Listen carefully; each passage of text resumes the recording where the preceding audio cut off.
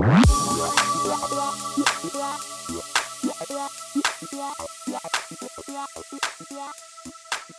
I've had a long week. I've got a vodka tonic pour. Oh, I'm so jealous. It's 10 a.m. here. I can't do it. I was actually telling Josh before you got in here, I had a pretty legit fever all day yesterday on duty.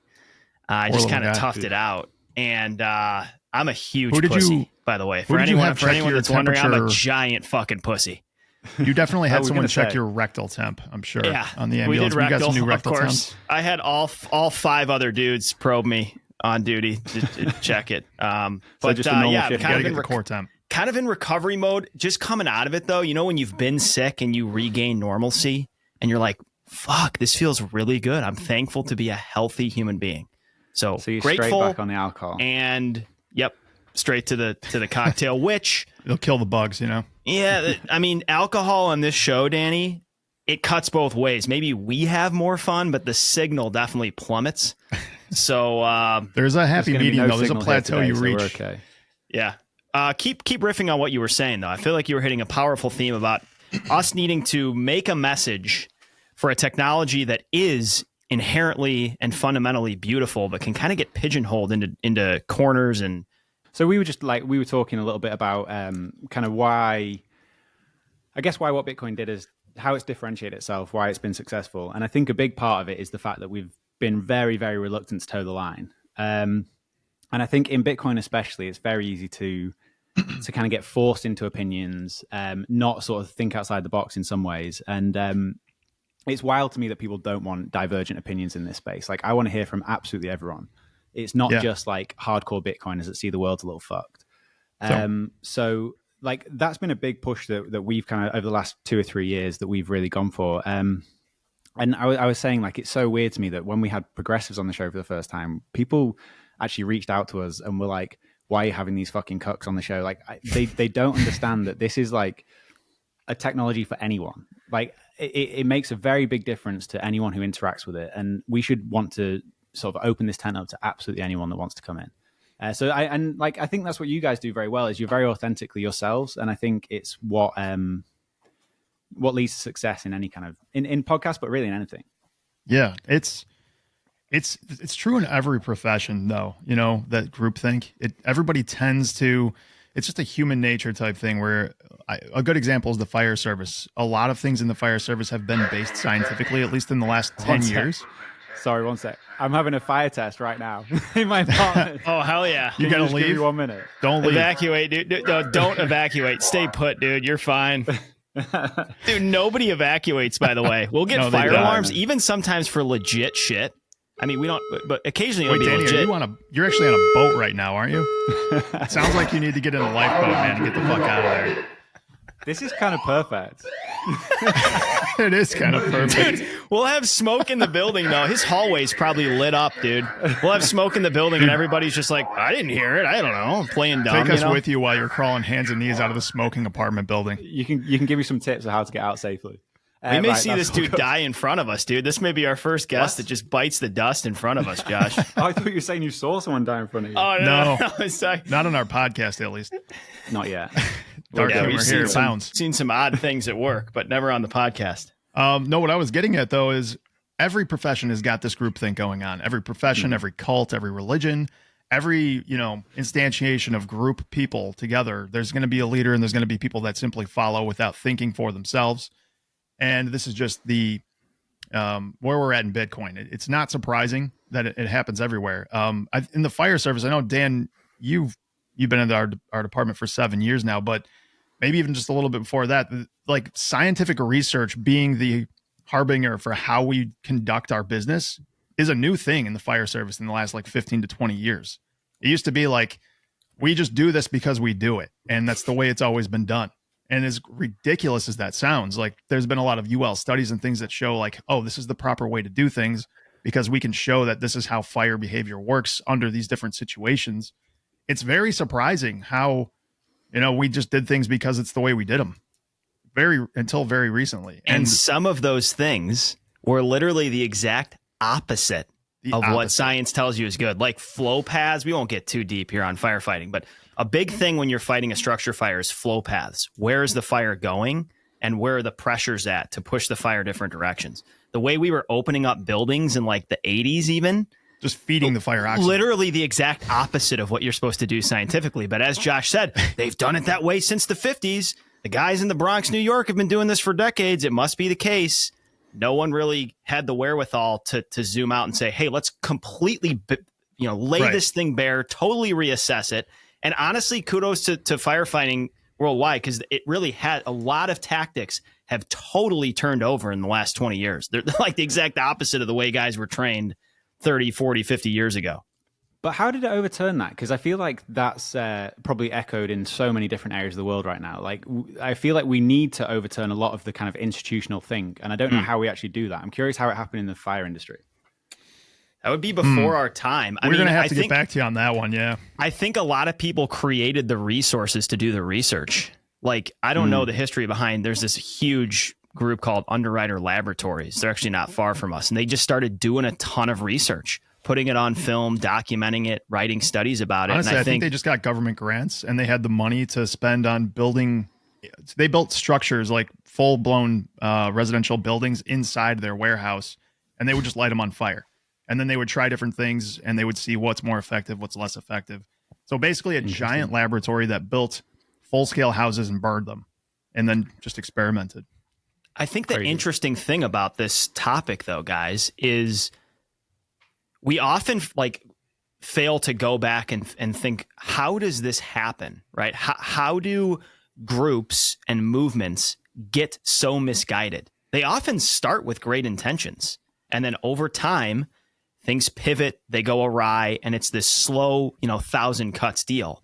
If we're going to pick on Bitcoin, which our audience may be sick of, by the way, Danny, because our entire last episode is the most risque and full frontal we've ever gotten. We did a full episode on how Bitcoin could fail. We didn't defend it. We just fucking reamed Bitcoin a new asshole for an hour and a half, which is the first time we've ever done it. But when people just keep repeating tropes, right, that someone said when they first got in over and over again, and they become just like hollow gospel, right?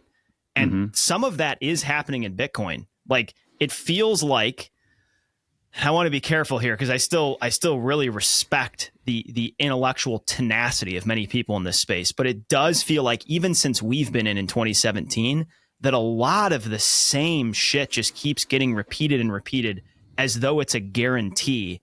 And it feels to me, maybe it's just the phase we're at and how we're feeling, but it almost needs a reset of the don't trust, verify ethos needs to be injected into the community right now. It's kind of how I'm feeling. I don't know how you guys are feeling.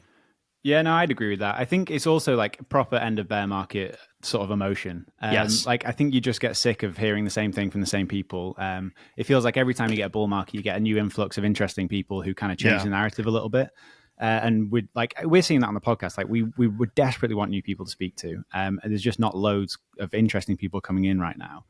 But at the same time, like, I would defend Bitcoin culture in some ways. Like, I think when you kind of see behind the veil and you see that money, you've been lied to about what money is for your entire life. And you kind of see this thing that's so important in society. It's like one half of every transaction that you'll ever make. And it's the truth has been kept from you. It kind of opens you up to think, okay, well, what else is a fucking lie? And it turns out like quite a lot of stuff is a lie. And so I think there's like, you see that obviously Bitcoiners love eating steak. And then you see like food companies come out and say that like sugary cereal is better for you than steak. And it's like, I think these things just like chip away at your psyche. And it's like, well, is anyone telling me the truth anymore? So I always see it as like a counterculture to sort of institutional thinking in a lot of ways. Yeah. And I do love that adversarial nature to Bitcoin and Bitcoin culture, but at the same time, like, I agree with you, it's gone too far. I think a lot of them are like now just hollow tropes that people say and they don't really believe in. But I do think that kind of signifies the end of this kind of like washout of people. We just need new ideas, new people, and I think that will come when we have bull market. Yeah, bull market fixes everything. Right. The other. It's like, in a relationship, things get a little rocky. Sometimes you just need to go have sex, just pound each other out. That's how Bitcoin is. Like, we start fighting, things get a little chippy. We just need a pump. I will say this too.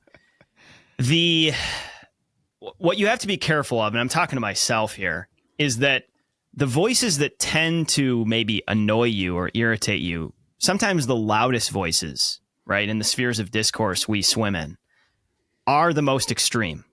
And this is true of just all sorts. Until they're humbled, which we tend to see quite often and enjoy. Yeah. And the reality is most people just lie somewhere in the middle, right? You guys continue to scale and dominate, having diverse perspectives on. Yes, you hear the loud voices that call you guys cucks and all this stuff, but the numbers speak for themselves. People love the show, right? And I think we've seen some evidence of that too. Yes, we had some people come at us after our show last week that listened to 10 minutes, got pissed and ripped us apart on Twitter or whatever. But overall, Josh, I don't know if you agree, but I'm amazed and excited by the reception of this episode. I mean, we absolutely battered Bitcoin as best we could. Dude. We played the inversion for an hour and a half and everybody loves it. The thing's getting downloaded like mad. People are supportive. And that is a testament to the Bitcoin community. There is I was excited to see our first troll who actually spent, this guy was bitching about our episode for like 15 minutes straight, just a diatribe. This guy living in his mom's basement, sending like paragraph after paragraph. He was literally quoting what we said, calling us idiots for various reasons.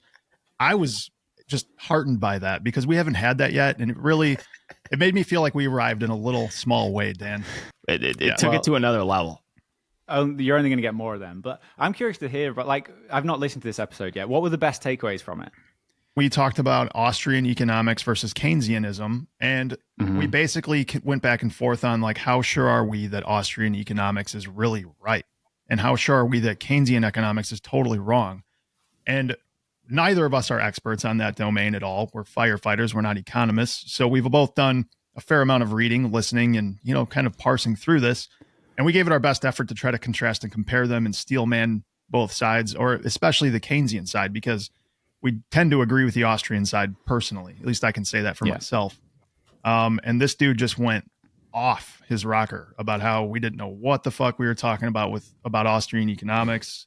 That Dan said that Keynesians had some thoughtful people involved. He's like, there's not a fucking thoughtful Keynesian economist out there. Like, this just ridiculous shit that the guy he's clearly got, his book to sell and isn't considering the other side at all. Although he did have some good points. I'm not going to, the guy knew what he was talking about, but it was just like such malice and hate in this.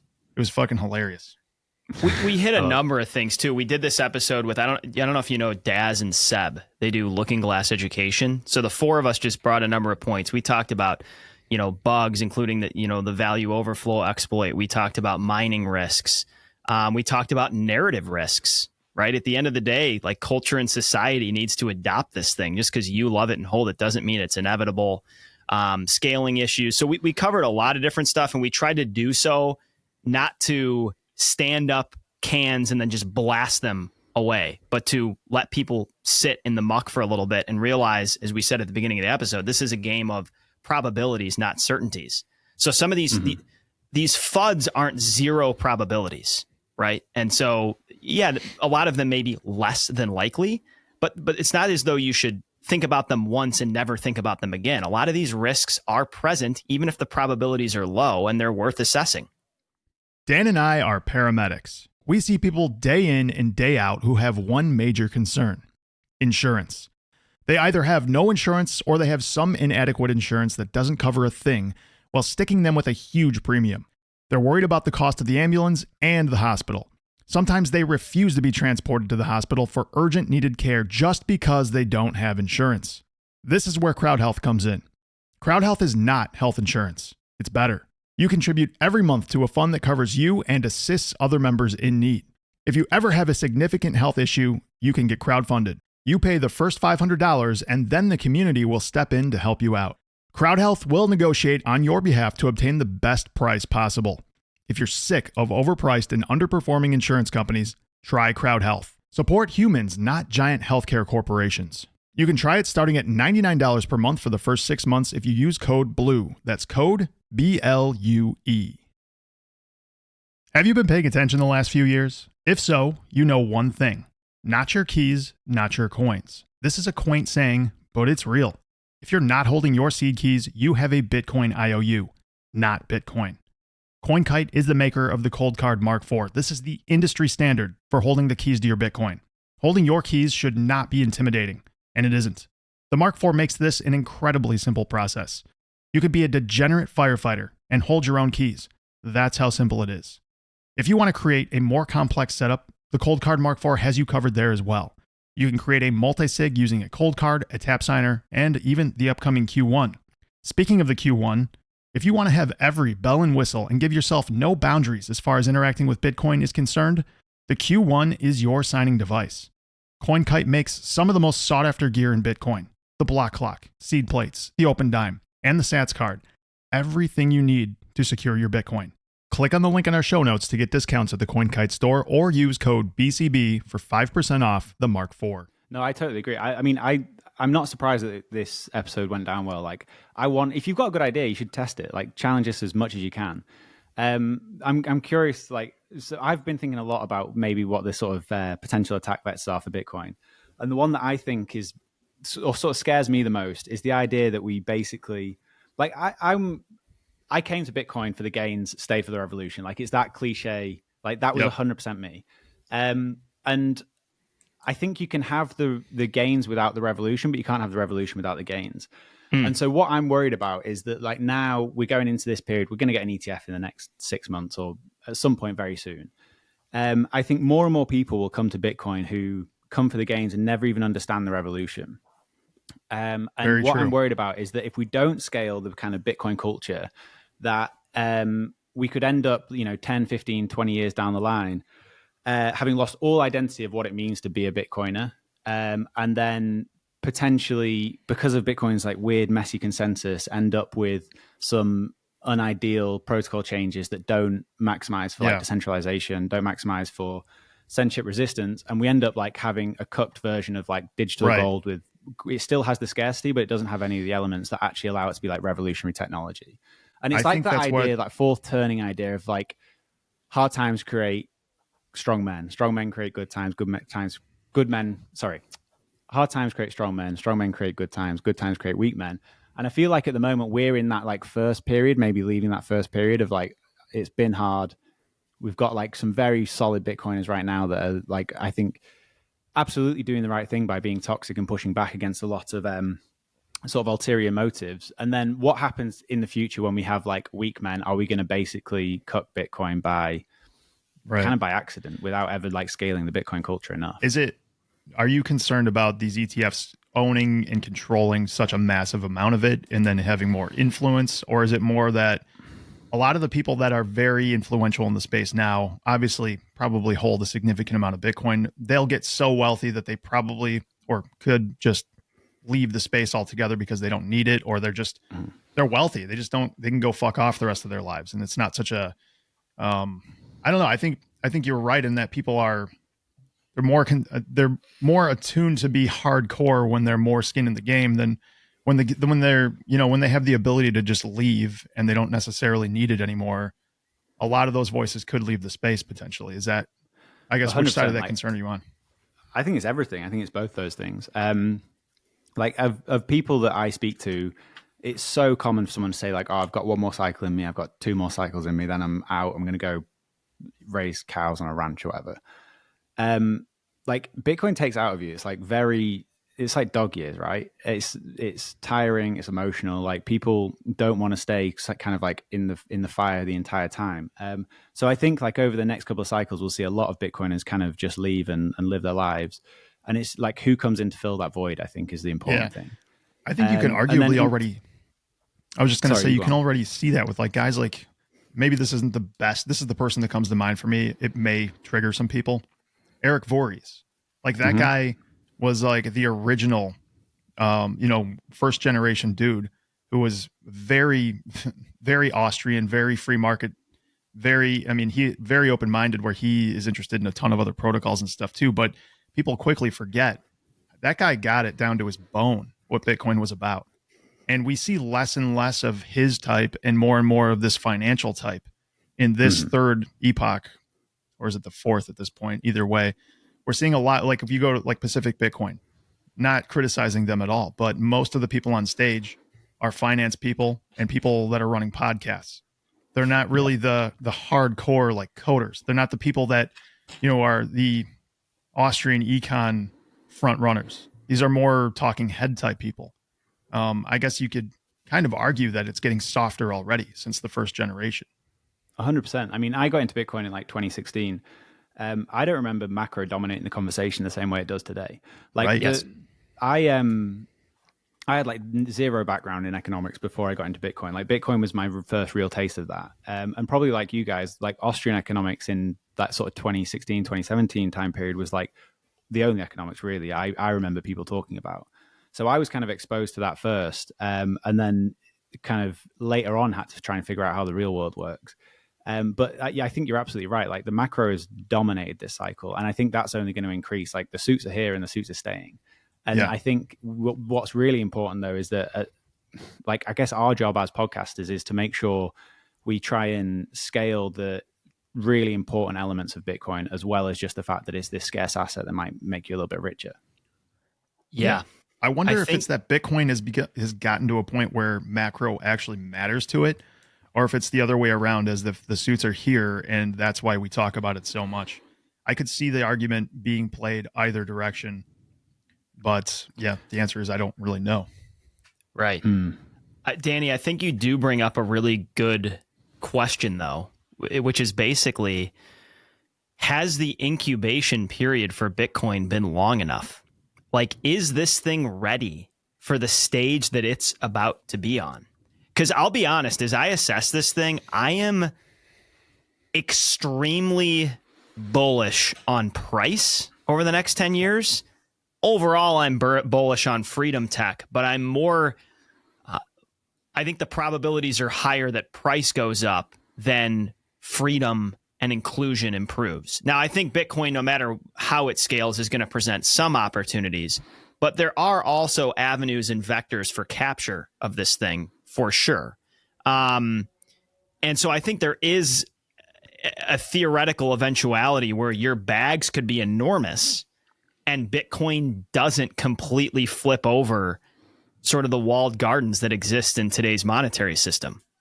I couldn't agree with that more. Like I'm 100% agree. Like I think I'm very, very bullish on price of Bitcoin go up. I'm less bullish, I would say, that Bitcoin becomes what I want it to be. I really hope it does. My base case is that it does. But I don't know how we make sure that happens, apart from trying to instill the importance of censorship resistance. And I also wonder whether like the kind of third world adoption, developing world adoption of Bitcoin is one thing that can help us in that element, in that aspect. Like that's people who do understand the importance of decentralization, of censorship resistance, and we're seeing like big uptick there. So we're going out to Africa in December. I'm really keen to see like how it's actually being used in those sort of developing countries. But I think in the US, like in Europe and Western developed nations, like people don't understand the importance, and people won't understand the importance of censorship resistance unless we go through like a very dystopian period first. The beautiful thing, though, to flip bullish here, maybe we'll do this, is Bitcoin is open source and programmable. As we say, this thing is a fucking slippery hog.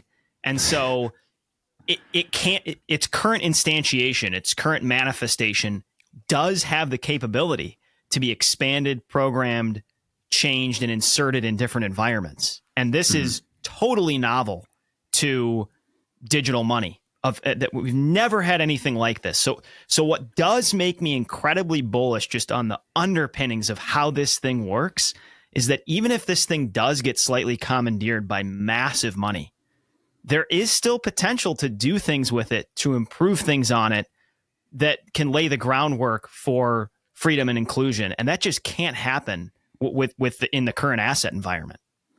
Yeah. And that's still my base case. These are just things that I'm concerned about. And I think we need to talk about them. We need to pay more attention to it, I think. So I think the fact that you guys did an episode looking at the potential flaws in Bitcoin is really important. Have you ever spoken to a guy called Micah Warren? No. So if you want to dig into like potential threats to Bitcoin, he's someone you should speak to. I think he's like a maths professor. He's very, very smart. And he's one of the only people that I've ever spoken to who like has a true deep understanding of Bitcoin and is still very, very skeptical as to whether it works like long term. And he has like a you guys have had him on. We've not. You haven't. I've been speaking to him like privately for a long time. And Dan, this is we our will chance have him to on scoop at some him. point. We've just never made it happen yet. But he has some really, really interesting takes on potential kind of failures of Bitcoin. But we should get bullish. This has been very bearish so far. Yeah.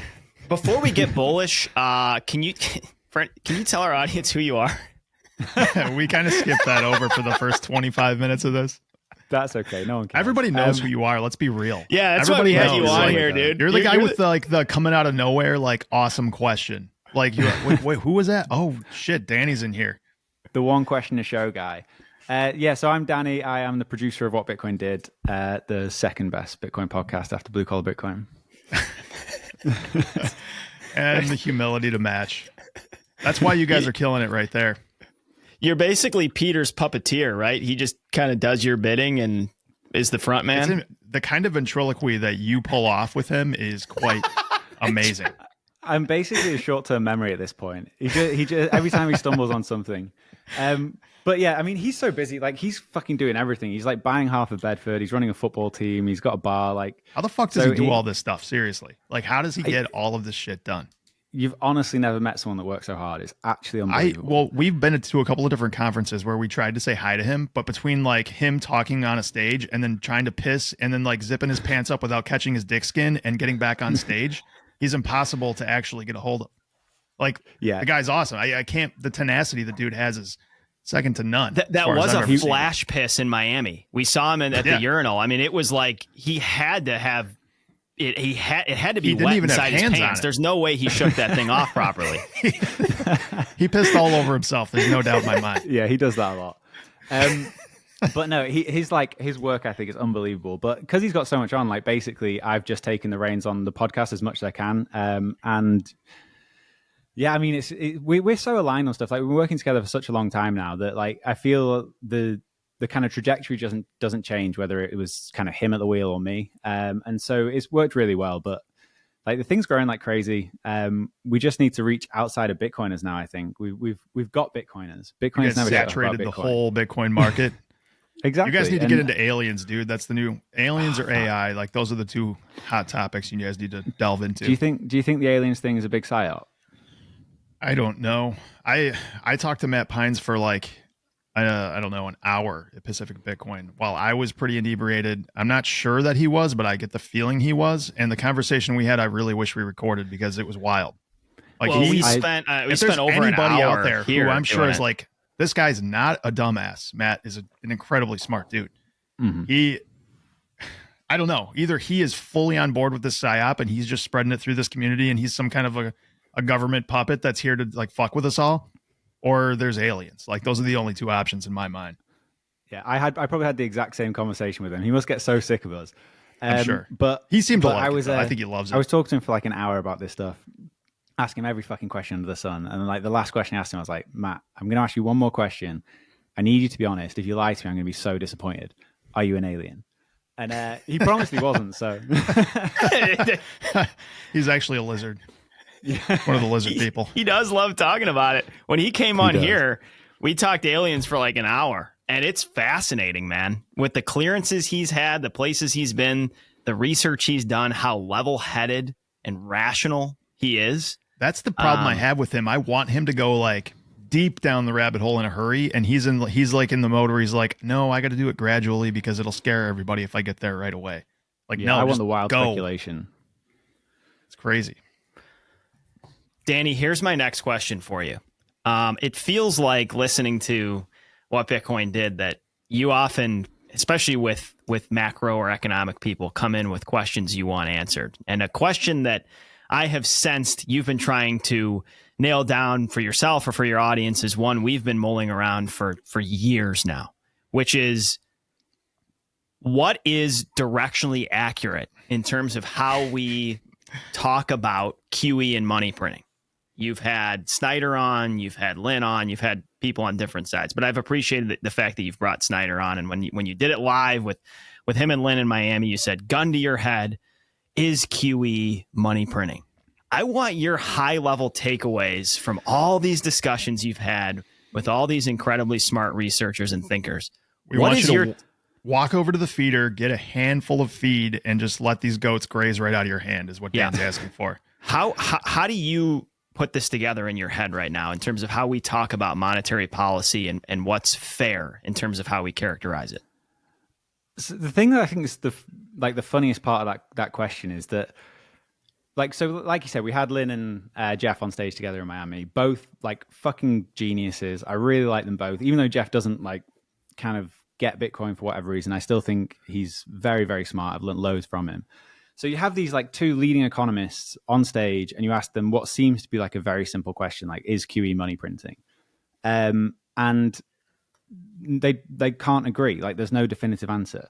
And the crazy thing is, like, you can say you can look back historically in the present and in the future, like, what was the monetary policy? And the like two leading economists cannot give you an answer. And then you like compare and contrast that to Bitcoin, where from like inception to infinity, we know the monetary policy. Yes. And like I said earlier, like I came to Bitcoin way before I came to economics. Like this is not a world that I've been in. And so like I find the kind of big fugazi, like financial engineering behind the scenes that like just makes no sense, mind blowing. Like I don't understand how people can't tell you what's happening in like an actual definitive way. So that's my favorite part of the entire conversation. Like when we asked Lynn and Jeff that, they went on, you know, a 20-minute tirade getting into like the financial plumbing of how commercial banks operate with the central bank, and like no one fucking understands that shit. And then you look at Bitcoin and it's simple, it works. We know the monetary policy to infinity. And it's like, how is that not just a better system? Have you had the intention to mine Bitcoin, but thought that the equipment is too expensive or that running your own miner might be a bit too technical? Maybe you thought it would be cool, but the cost of electricity where you live makes it pointless. With HeatBit, you can kill 3 birds with 1 stone. It's a Bitcoin miner, a heater, and an air purifier all in one. It's a plug-and-play device that could not be simpler to operate. It has the latest 5nm chips to make it one of the most efficient Bitcoin miners in the world. On average, the HeatBit Mini pays for 70% of the electricity it uses. The HeatBit Mini also operates quietly. Good luck selling the idea to your wife that you're going to plug in Bitcoin miners in your basement that operate at the volume of a lawnmower. Not going to happen. HeatBit operates silently while keeping your significant other warm and cozy. HeatBit cares about your marriage. So, if you want to mine Bitcoin and remain married, order a HeatBit Mini and keep warm while it pays for its own electricity bill. Visit heatbit.com and use code BCB for 5% off a HeatBit Mini. I just listened to that again today because I wanted to be ready for this conversation. And Lynn's, so having listened to them both back to back, I'm like, okay, what Lynn has to say, I have a proclivity to go with that side because it's kind of inherently how I believe it works, which doesn't necessarily mean it's true. But the reason that she took the side of that it is money printing is because in order for the central bank to produce the money, they have to just create an asset out of thin air. The asset is then exchanged for the money. So what you're not allowing money to get drawn out of the base economy, right? There's a problem, right? Problem's happening. Problem needs money to solve. Money has to come from somewhere. It either has to get drawn out of the economy, causing a deflationary force, or alternatively, we just make this fake asset with more fake money. And now these things balance themselves out, and we don't call it money printing because there's an asset, quote unquote, right? Although it doesn't cause any real effect in the real economy, it has the effect of not causing an effect. You know what I mean? Mm-hmm. Because otherwise the money would have had to come out of the economy. And that's where then Jeff goes on like a 20-minute diatribe about why that isn't true. But his explanation just on its face to me listening to it, not that he was being dishonest, but it's so much more convoluted and complicated that I just couldn't follow it as well, I guess is really what it comes down to. No, I totally I can't follow that stuff. Like it gets into the plumbing of how banks work. Like it's very, very confusing. But so I'm with you. Like I tend to side with Lynn mainly because I've spent more time with her. I think she's like amazing on almost anything you ask her about. Yeah. But I don't know. Like this is a big fugazi. Like what are you meant to take from any of this? What like they can't even agree whether like the central bank has power or not. Like does Jerome Powell even know what he's fucking doing? And like the impact that it's having? And I don't think he does. So like how is that the optimal system that we're living under? Totally. I think Cheese or Santa Claus. I do think Snyder made a good point, which was, I forget which one of you it was, whether it was you or Peter, but it was someone of you asked sort of like, what is even the point of this whole discussion? And Snyder pushed back a little bit and said, well, the point is that if we can't identify the problem, we're not properly going to be able to identify the solution. Here's been my trajectory as I assess this. And this is our path into Bitcoin is a little different the years. We were far from experts, but we were into finance and econ, and that's how we found Bitcoin. So our like big hobby on the side, a lot of it was this sort of stuff. And then Bitcoin entered the fray because of that. So we do come from more the financial econ lens. And what is startling, to a point you made a second ago, we are average dudes. We don't work full-time in finance, but for average people that don't work full-time in finance, I can't imagine anyone has more time than Josh and I to invest in reading about economics, right? Like if you're not an economist or working in finance, it would be very unlikely you spend more time through the years than we do reading this stuff. And it still confuses the shit out of me. And here's been my arc of how I assess monetary policy. At first, it seems very simple. And this is the case for a lot of Bitcoiners. It's just straight up money printing. Money printer go bird, Jerome Powell cranking the wheel. Then as you start to really read the mechanics behind it, you go, oh, fuck, it is more complex than that. And you start to sort of second guess. But for me, when I think about what is directionally accurate and appropriate, I do circle back to the fact that, no, it's actually pretty simple. I say that for a couple reasons. Josh mentioned this a second ago. I think what Snyder underestimates is the significance of manipulation at a foundational level. When you implicitly suggest that you are a backstop at the foundation, it reverberates through the entire system and changes behavior and recklessness all the way up the stack, right? Mm-hmm. And so I understand that when you assess broad money, you zero in on commercial banking and say that's how most of it's happening. But when there is this ever-present Fed put and this understanding in the system that, don't worry, if you fuck up too bad and you're too big to fail, you're okay, that never lets the underbrush burn away. And that leads to exorbitant and excessive credit creation, debt loads, and all this other stuff. So I think if I was to pick on Snyder, which is adorable for a firefighter to do this, but I'm going to do it anyways, I would say he's underestimating how significant. Yes, it's a smaller layer at the foundation, but how significant those reverberations are. Last thing I'm going to say on this topic, I think the best, most nuanced, well-rounded exploration of this, it is a long piece. It comes from the Queen, Lynn Alden. She has a piece from, I think, a few years ago. It's titled Banks, QE, and Money Printing. We'll link it in the notes. It's one of the best explorations of this, and she gets into more of the complexities of why it looks more like money printing in a fiscal dominant environment where deficits are being monetized through QE. If that doesn't make sense to you, that's okay. We're kind of in the weeds, but we'll link this in the notes. She also calls Snyder a cuck at the end of that piece. Just outright. So do you think that backstop, though, that's kind of Fed backstop will always be there? Because I think it may, but not without destroying the US dollar. I think as long as this system holds together in the way that it is now, it will be.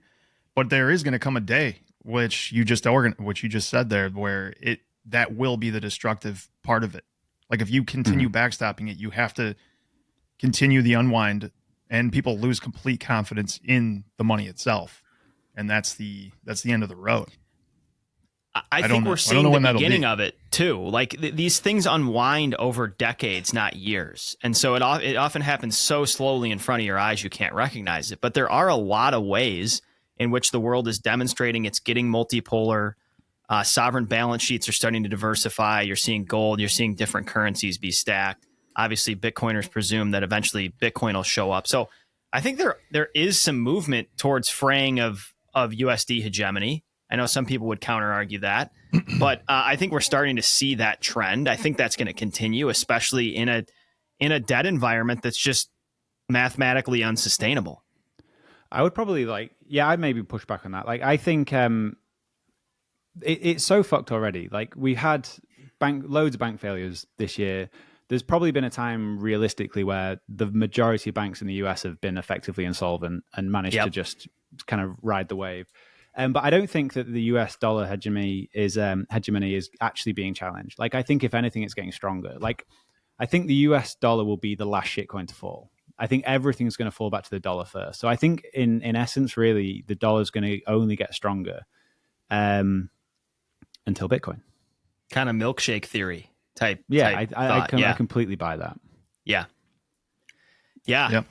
It's almost sometimes feels like an exercise in futility to map these things out. And that's why I do resonate with your point of going back to the basics of what's transparent, what works, and what clearly fills a void to decomplexify and make our monetary system more transparent and equitable. And Bitcoin is so obviously that, and there's just no real competition right now to achieve those ends. And it's hard to imagine those things I just mentioned aren't going to be in high demand over the next couple decades.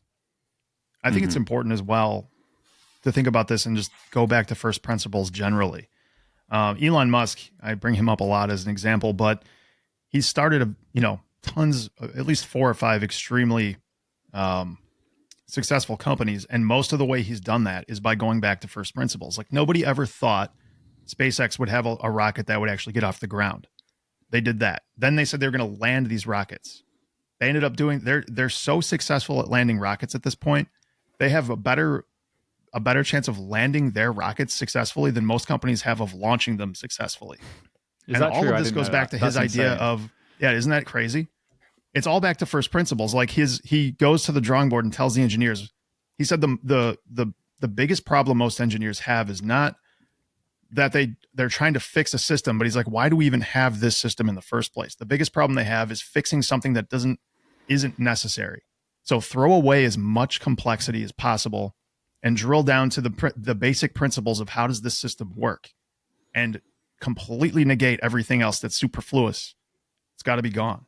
And so putting that in the lens of Bitcoin and money, Bitcoin is the most simple, as complex as it can be on the technological side. For the fundamental properties of money, Bitcoin is dead simple. It's very easy to understand. And it hits all of the properties as perfectly as it can. It's imperfect, but it's the best thing that we have to use as money. And so from there, it's a lot easier to assess the landscape, in my view, than it is to try to think about this overly complex, I would say purposely complex financial system that is there to mystify all of us midwits, so we don't know what the fuck is going on. Yeah. I mean, again, couldn't agree more. And the thing that I know we've kind of come back to this a few times, but the thing that genuinely I'm sort of quite concerned about, though, is how much an ETF may get in the way of that kind of evolution towards Bitcoin. I mean, I think it's going to happen either way, but it's 100%. I agree with you, though. But I guess it depends in what way it happens. Like, I hope that we get some ETFs that actually allow you to take custody of Bitcoin. I know the BlackRock's isn't meant to, but it's something that I'm very concerned about, because I don't think it's a stepping stone. I think it's actually a massive blockade in what Bitcoin can and should become. Do you think, this is kind of off topic, but on topic with the ETF, there's a lot of people that think that the gold ETF is manipulated, or a lot of paper gold is holding down the price of gold, that gold would potentially be worth maybe $10,000 or some other ridiculous number by now if they hadn't, commercialized or financialized gold the way they have. Do you have that concern about with this ETF, that they're going to somehow manipulate the price being able to hold a massive amount of it and then use paper to push it around? Yeah. I mean, people talk about Bitcoin being manipulated now, and like, manipulate it down as much as you can. Like, I want to buy a load of this stuff. But like, I do worry about that. And like, I've spoken to Lawrence Lepard about this a little bit. And I love Lawrence, but he's been sort of directionary directionally correct on gold for like a very long time.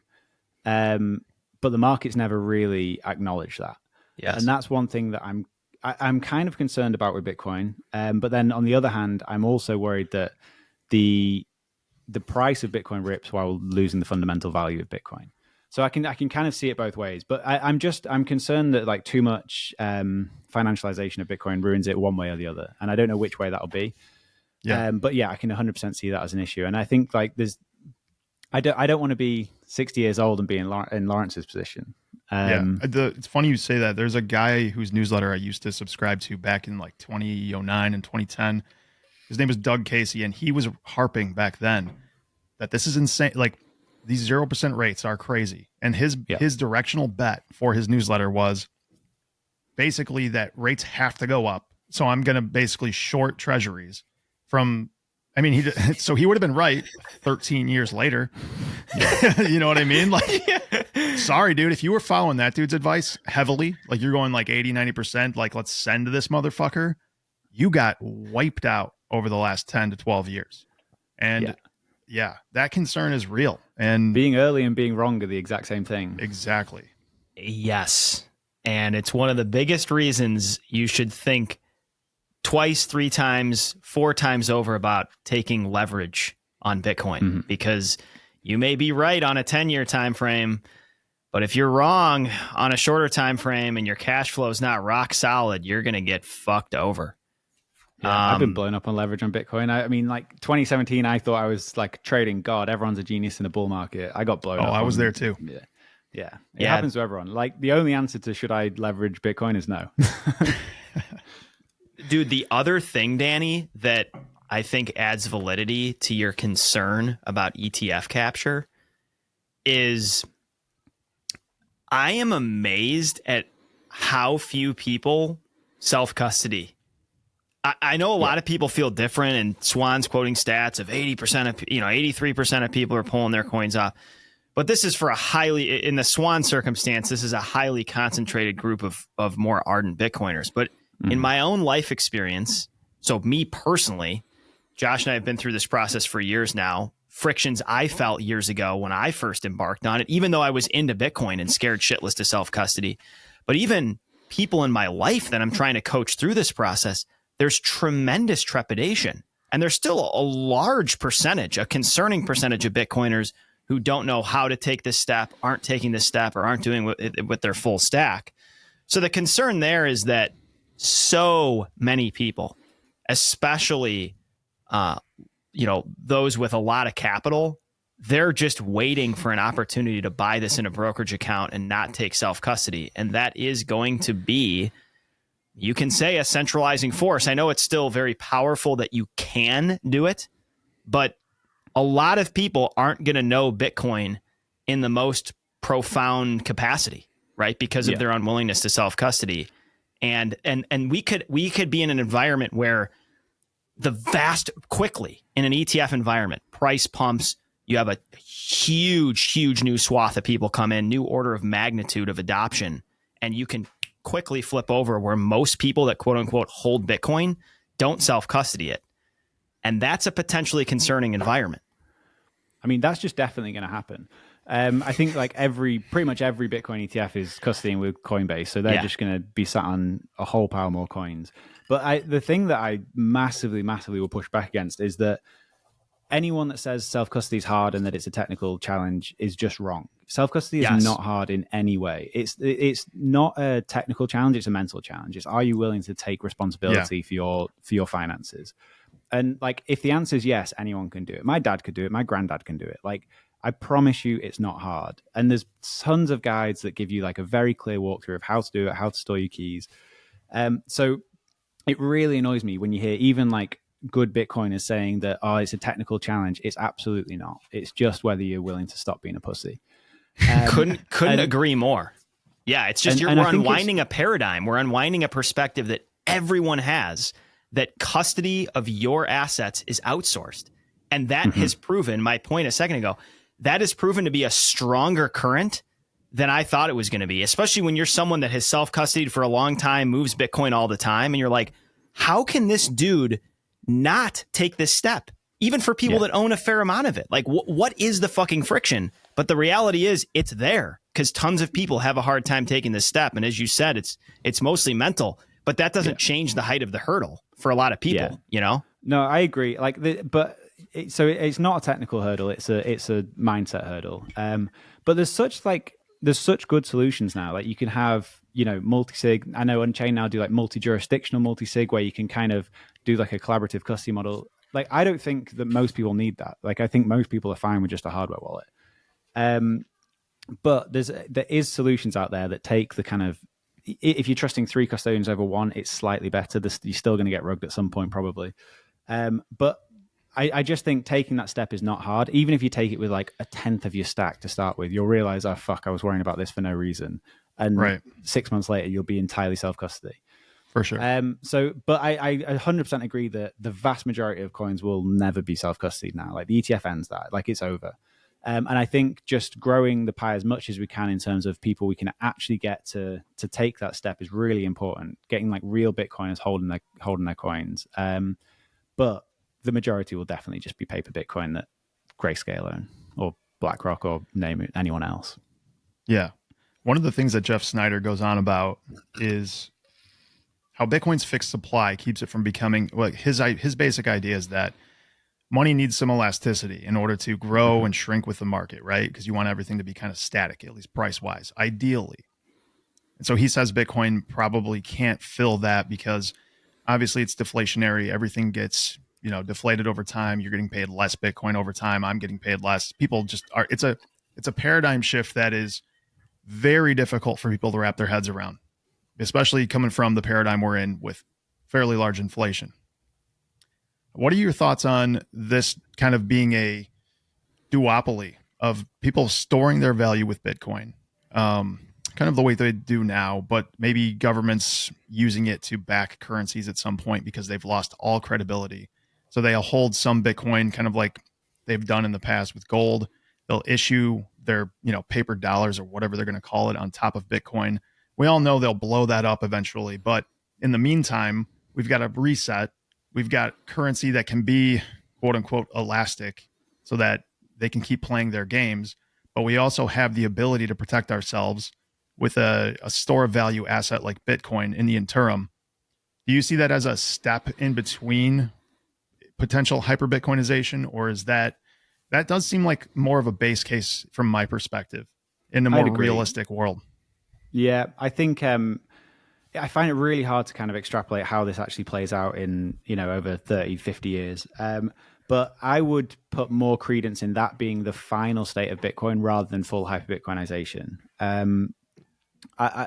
It's really hard to like quantify why I even feel that way. But I find the idea that like central banks will hold Bitcoin like they've traditionally held gold, back currencies with Bitcoin. I think that's very likely. Hyper Bitcoinization may be like a bit of a pipe dream. Maybe it happens. I don't know. But yeah, no, I think that's definitely going to be the interim step, and it may actually end up being the final step of Bitcoin. It may just be this like scarce asset that kind of underpins a lot of the financial system. And real on that question as well, do you believe do you think Snyder's got a good point there, or how do you view that? Do you think the world could work well on a deflationary currency, or alternatively, because Bitcoin can be subdivided almost infinitely? How do you think do you think that we could make that work? I think so, but I don't know. But I think it kind of gets back to what Jeff Booth talks about, where I feel like Jeff Snyder is trying to think of Bitcoin, how it fits into the current system. And Jeff Booth would push back and be like, no, we need to think about this like a new paradigm. You need to stop with that way of thinking and think about this in a completely new world. Above my pay grade, I don't know the answer to that question. Like it's something that I think about a lot, but I've never come to like a definitive place on. I did also enjoy that episode with Booth and was that Gammon? Is that how you pronounce his last name? And I think that you described the difference between those two as well. Jeff's kind of sitting there over and over again going, dude, I think this entire system is reorienting itself. And on the flip side, the thought is, that's completely unrealistic, Jeff. There's no way it's going to fit into this system, right? And it's going to play by the same rules. And that's a battle that's going to be waged for a long time. And I don't feel the rubber really starts to hit the road there when Bitcoin's a lot bigger than it is now. I don't know what that number is, 10, 20 trillion dollars. This thing really starts rubbing up against bigger asset classes, and you start to see what's the true black hole, the fiat system or Bitcoin, right? It seems like Bitcoin has the incentives behind it, but man, fighting from the high ground is helpful in warfare, and the incumbents have a propensity to be more sticky than most imagine. Yeah. And with that argument, like I think George Gammon made some really good points. And again, like you say, it was basically they were just arguing from either within the system or in this completely new paradigm, this new system. And I don't know which one's likely to be right. They're both far more qualified to like talk on this than I am. But I know that I want to live in the world that Jeff Booth talks about. Yes, like that's where I want the future to go, and I hope it can. Yeah, and that's where this thing does become somewhat ideological. We talk about this I progression in Bitcoin. At first, it's idiotic, then it's interesting, then it's important, then it's imperative, and we added a fifth one of then it becomes sort of ideological, where you start realizing this is more than just a position in my portfolio. This is a manifestation of digital freedom and sovereignty and financial inclusion that I want to see manifest on this planet, and that is part of the reason that I hold Bitcoin. I love that. I don't say that to be. That's 100% why I hold Bitcoin. Like it started, like it's like an extrapolation of come for the gain, stay for the revolution. And like, I feel like we've had some gains. Times are like pretty good, really. I mean, we're at what, $28,000? Like it's come a long way, even though we're down however many percent. But while I want some gains, I want the world to change with Bitcoin. That is why I'm here. Folks, when a fellow firefighter, family member, or friend asks us where we buy Bitcoin, we point them to Swan. It's the place Josh and I have dollar cost averaged into Bitcoin for years. At Swan Bitcoin, you can set up automated Bitcoin savings plans as well as execute instant purchases. They serve clients of any size, from firefighters to institutional investors, and an account is startlingly easy to set up. I've watched a fireman do it on a smartphone while sitting in a recliner in less than 7 minutes. Swan also offers Bitcoin IRAs. You can start or roll over a traditional or Roth IRA with enterprise-grade custody, attentive service, easy onboarding, and transparent fees. Visit swan.com for details on everything that Swan offers. Ladies and gents, the fact is that Bitcoin remains decentralized because its ledger is distributed all across the globe. The thousands of computers that keep track of who owns what and ensure the accuracy of the Bitcoin blockchain are the nodes. You ought to be verifying your own transactions and balances, as well as enforcing the consensus rules yourself. The software and hardware we use to run Bitcoin nodes is StartOS by Start9 Labs. With StartOS, you can fire up a full Bitcoin node in a very easy plug-and-play fashion, but you can also do way more. Start9 gives you optional capabilities to run a full-blown private server, allowing you to easily and incrementally level up and opt out of today's increasingly centralized and alarmingly censored cloud computing model. Just as Windows and Mac OS made it possible for anyone to run their own personal computer, StartOS makes it possible for anyone to have their own personal server. Run a Bitcoin node, run a Lightning node, run a NOSTR relay, control your own photos, videos, and messages, and much more. Check it all out at start9.com. Amen. Amen. Let's peel back the curtain on what Bitcoin did a little bit. This is one of my missions with this episode. Let's start with the softball of what guests or thought leaders have impressed you the most. Who are the handful of people you guys have hung out with, had on the show that you're like, that was unbelievable. We'd hang out with them all the time. It's probably like pretty easy to pick because it's just the people that we've had on the show the most. Like the ones that I like hanging out with the most, talking to the most, are like Harry Suddock. I think he's fucking brilliant. He's awesome. Like, he's the man. I know he's been on your show a few times. Like he's so good, and he's also like a lot of fun after the show. We always go get beers and that kind of thing. I really appreciate Matt Odell. Like he holds Peter's feet to the fire a lot. But I think just like morally comes from the correct place. I think he's a really important person. I really like American Hodl. Like it's like the Bitcoiners I want to hang out with is the truth. Like it's who I want to go for a beer with. They're my favorites. I I mean, I love like Preston and James Lavish and the macro people like Lynn, but yeah, it'd be that group really. Yeah, I could imagine Huddle could get pretty wild with a couple of drinks in him. Say some fun ass shit. There's been some wild ones with him and Jinseth and stuff. You guys have had him on so many times. It kind of all blends together. Yeah, for sure. Have you guys ever had a guest on, and you don't have to say who, where you're just immediately like, oh shit, this is not going well. Like things are stiff. You can't loosen them up. They're just robots, and they're either panic stricken from being on the show, or they're just not somebody that really gives you much more than like a yes, no, or short answer. We've definitely had that. I think less and less. So now, like whenever we're lining up a show, if it's a new guest that's not been on before, I tend to like jump on a call, do a little pre-interview with them, and kind of see what they're about. So it's a pretty good way of kind of avoiding that. But we've definitely had it in the past, and it's quite an intimidating environment to come into because, like we're doing it in person. We get like these Airbnbs when we'll have like 5 cameras, we have lights. Like it feels like you're going into a studio. So we definitely have it where people will come in and they'll be a bit shaky at the start or whatever. But I mean, like I was nervous to come on here. It's not like coming on a show and like talking about yourself is not necessarily that comfortable. So we definitely have that. But in terms of like people we've actually got like 10 minutes in and be like, fuck, what do we do now? We've not had that in a while.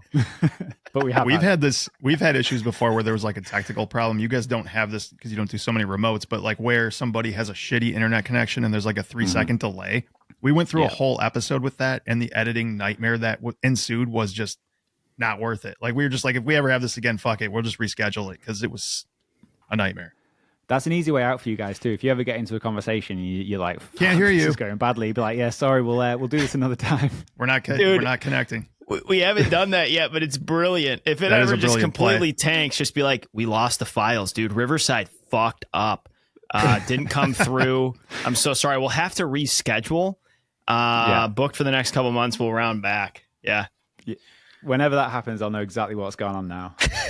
Hopefully they don't listen to this episode. Have you guys ever had it though, where you've had someone come on and just like got nothing to say to them? No, it wasn't. It's just like doesn't flow as well as you'd hope, Yeah. And the two of us, like, there's also this thing, we've talked about this before, maybe not on the show, but we've got a certain amount of banter between the two of us, and it's usually like there's certain guests where we don't feel necessarily as comfortable like slinging whatever we want to say, because it like there's just certain people that are they give off this very professional tone, and you're like, God, I can't drop a dick joke in this. That would be really strange for this person. So then we both are kind of like locked up tight for the whole episode. Not so much recently, but like maybe early on when we weren't so comfortable in our own skin on this. But yeah, it happens. Out, though. You never know what the soupy business person's going to think. They might fucking love it. They might.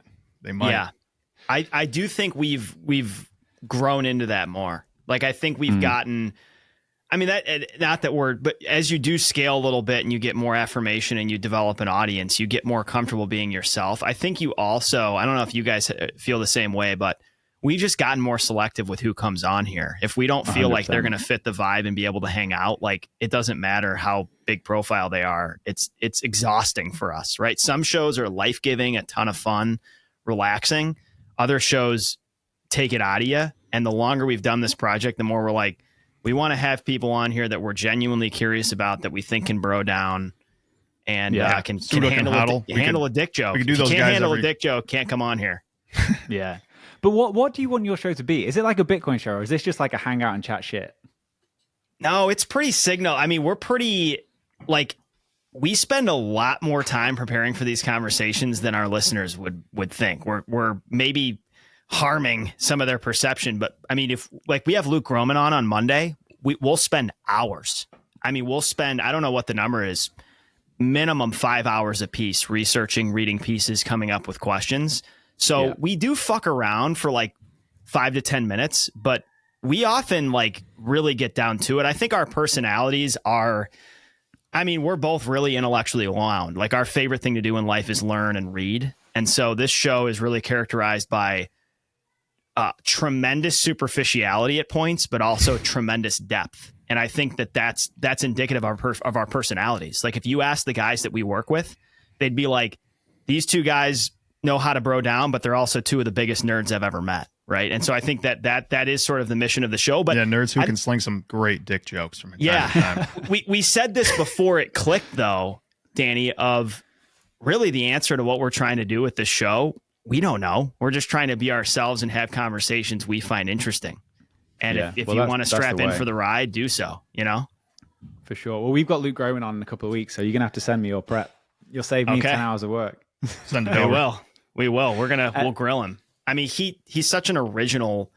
Obviously, he's repeating a lot of the same themes, but he just, when he was on here last time, he described himself as a catfish who just bottom feeds and just takes in information. And that's what he does. Like, we asked him, I think in episode 1, I think we recorded it. It wasn't pre-conversation. We just said, like, what's your routine? And it's interesting to hear him describe his week. A lot of it's just him contemplating, thinking, taking in information and trying to distill his own original thoughts. And that definitely comes through in his work. Dude, he's the oracle of Cincinnati. I like that kind of like peek behind the curtain of what he's actually like. That's a good question. I like that.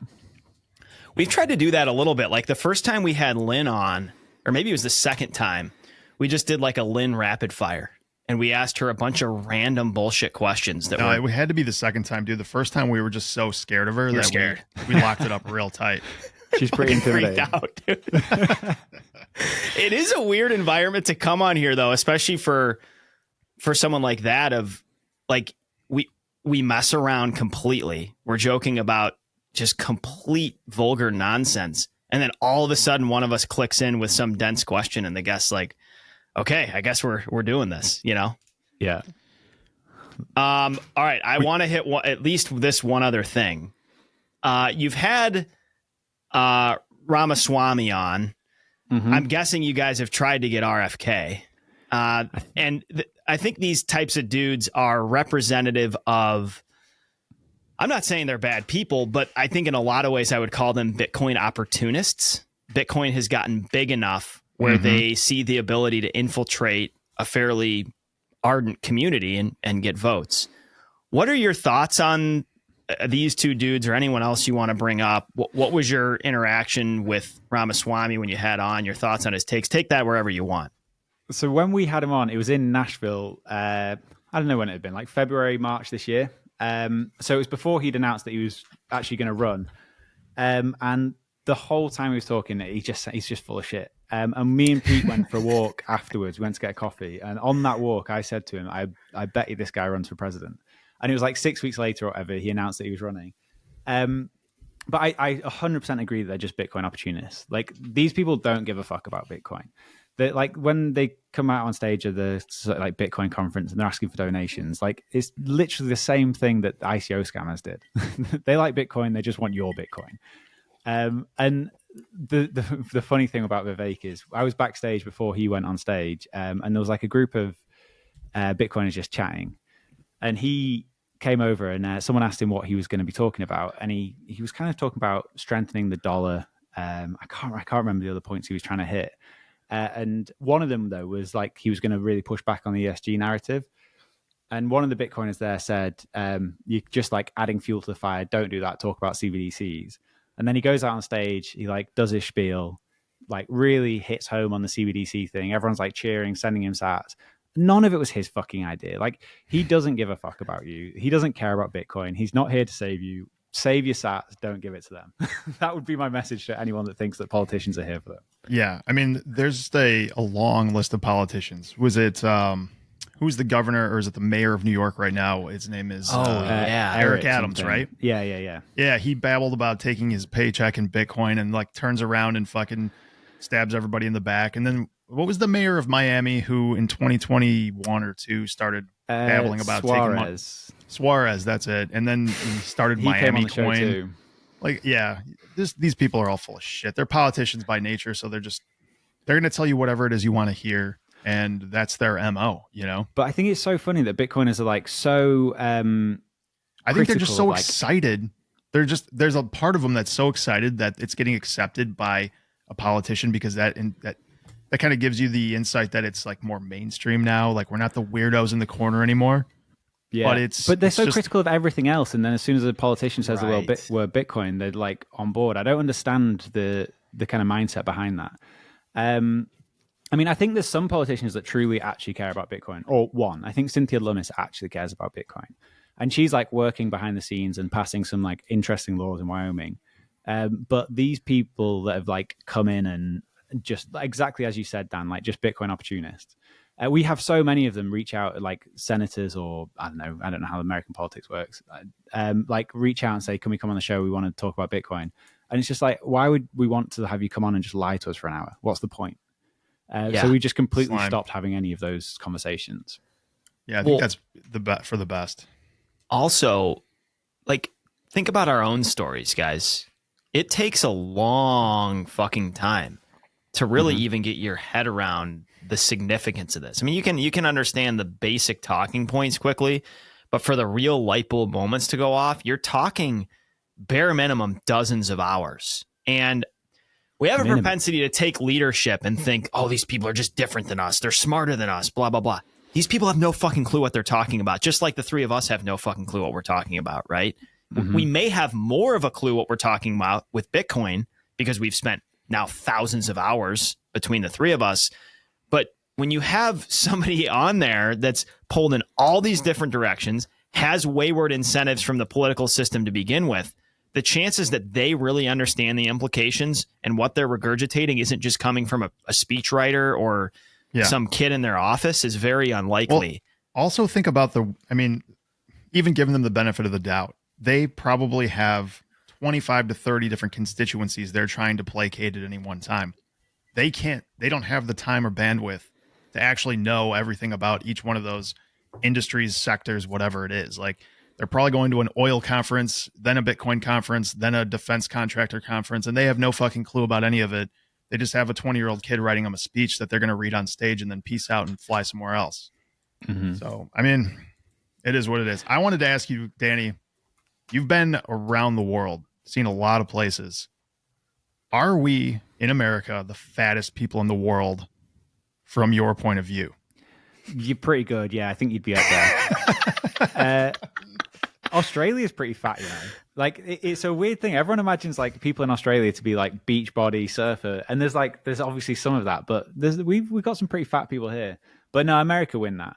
I mean, you guys are just batshit crazy at everything. Like whatever it is, you're more extreme than the rest of the world. Like, dude, it seems to be like across absolutely everything. Like, you have insanely wealthy people in insane poverty, at least like for a Western world. Yeah, you have a Western country. Sorry. You have like extremely like polarized politics. You have the culture war. Everything is just taken to absolute extremes. It's like a stressful place. Like, I love America. We go there every 6 weeks. If I was going to move anywhere, it'd probably be Nashville. But you're fucking crazy. Wait, Josh, I love the fact that you brought this up because I'm going to read a recent NOSTR post I made. I've been trying to sling it more on NOSTR, you know, like leave some of the, you know, side boob for Twitter, full frontal for NOSTR.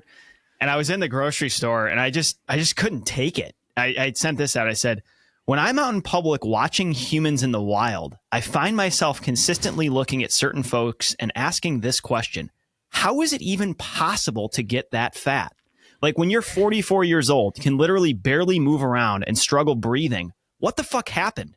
Isn't there a point of fatness where people stop, realize it's ruining their life, and make it a huge focus to have some self-respect and be less fat? I realize there's legit exceptions like mental illness, depression, hypothyroid, Cushing's, but heavily obese Homo sapiens are all over in increasing numbers. It's really hard to wrap your head around, especially if you're a paramedic. I mean, the folks are, it's crazy how, and it does feel to me like it's changed in my lifetime. I'm 33 years old. I feel like America's gotten fatter even since I've been alive. I was looking at some, I honestly don't get it. Dude, over the last 10 years, it was something like 30% of people were morbidly obese. Now it's like 40% of Americans are morbidly obese. That's wild. Danny, we have a cot for our ambulance that's automatic, right? So we don't have to break our backs lifting people into the back of the ambulance. It's rated for like 750 pounds. It's not uncommon that we get somebody on this thing. Pick an elephant up. Yeah, and it struggles. Like, this thing is struggling to lift this person up in the back of the ambulance. It's absurd. That's wild. And to your point, Dan, like what comes first though? Does like the obesity come first or the mental illness come first? Because like it's not good for you to be that fat, to be like carting around that way. Like I don't know. America's just a wild place, but I do love it.